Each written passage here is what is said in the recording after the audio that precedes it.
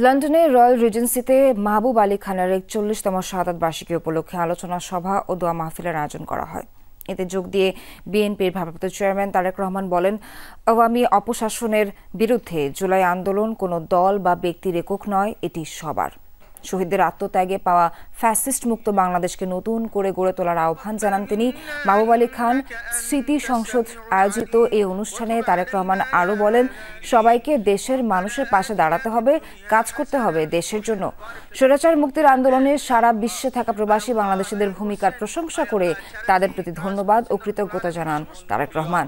এ সময় লন্ডন বিএনপির নেতৃবৃন্দ ও ডক্টর জুবাইদুর রহমান উপস্থিত ছিলেন। এখান থেকে অনুরোধ করা হয়েছে, নামাজের পর আপনাদের জন্য সবার জন্য তবারকের ব্যবস্থা আছে। 5ই আগস্ট যে বিজয় আমরা অর্জন করেছি, এই বিজয়টি কোনো একক কোনো সংগঠন বা কোনো দলের দ্বারা সম্ভব ছিল না। সমাজের সর্বস্তরের মানুষ, প্রত্যেকটি শ্রেণী পেশার মানুষ রাজপথে নেমে এসেছিলেন বলেই এই আন্দোলনটি সফল হয়েছে।